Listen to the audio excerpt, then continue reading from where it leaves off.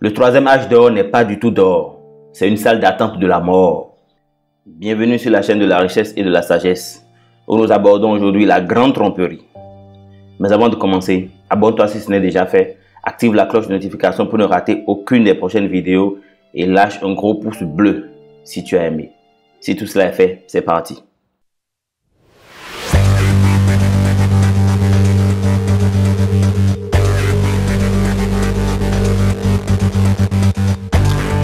La norme n'est pas ce à quoi il faut aspirer, mais ce qu'il faut fuir. Jodie Foster.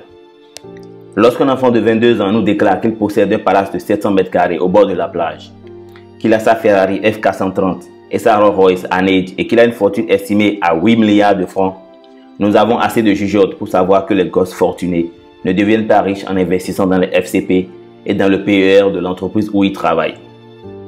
Nous savons très bien que ceux qui deviennent riches jeunes font partie d'un sous-ensemble unique de la société. Sportifs professionnels, rappeurs, acteurs, animateurs et célébrités. Ceux d'entre nous qui n'appartiennent pas à cette partie de la population se retrouvent avec les conseils traditionnels que nous recevons de nos proches et de nos parents.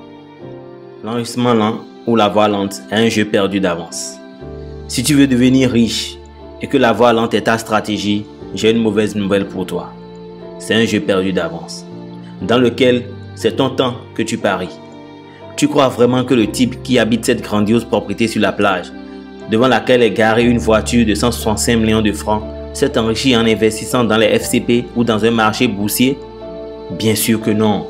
Alors pourquoi accorder du crédit à cette idée que c'est un chemin légitime qui te mènera à la richesse et à la liberté financière?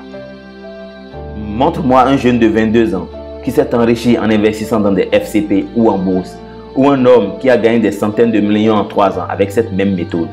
Où sont ces personnes? Elles n'existent pas, voyons. Ce sont les contes de fées de l'impossible.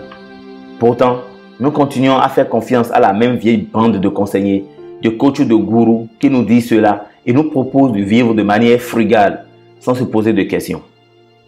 La voie lente est une escroquerie qui vous demande de travailler et d'espérer que la mort ne vous cueille pas avant, parce que vous serez le gars le plus riche de la maison de retraite. Franchement, le message de la voie lente est simple. Sacrifie ton présent, tes rêves et ta vie pour un plan qui payera des dividendes une fois que l'essentiel de ta vie se sera évaporé.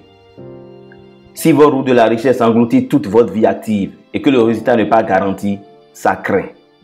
Tous ceux qui font le pronostic de la voie lente savent quelque chose qu'ils ne nous disent pas. Ce qu'ils prônent ne marche pas, mais le vendre, si. Être riche jeune, c'est des conneries, tu penses?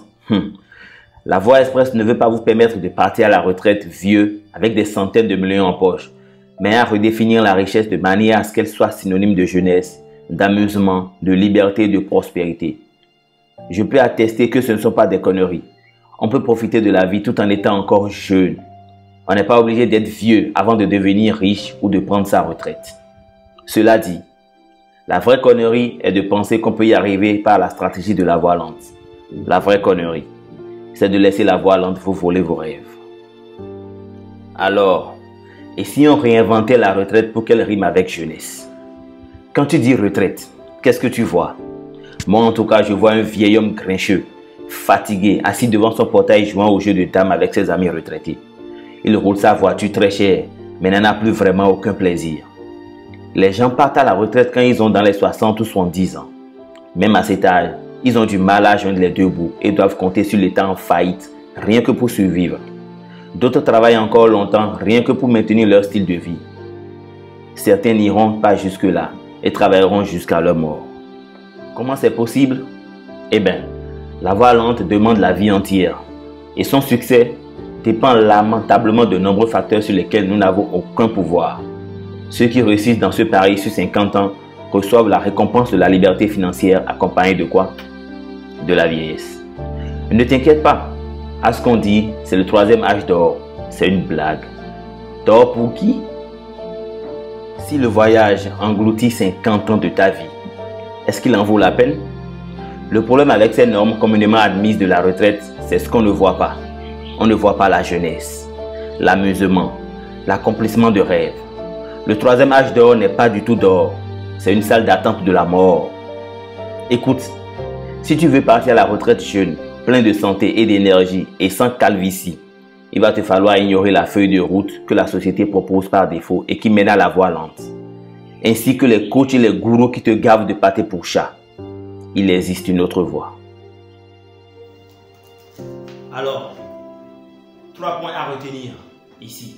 Mais avant, abonne-toi si ce n'est déjà fait. Active la cloche de notification pour ne rater aucune des prochaines vidéos et lâche un gros pouce bleu si tu as aimé celle-ci. Alors, 3 points à retenir. 1. La voie lente exige une très longue vie dans un emploi bien payé. 2. La voie lente est un jeu perdu d'avance. Pourquoi? Parce qu'il dépend de ton temps et de la bourse. 3. Le vrai âge d'or, c'est quand tu es encore jeune, alerte et dynamique. Ton pouvoir, ton choix.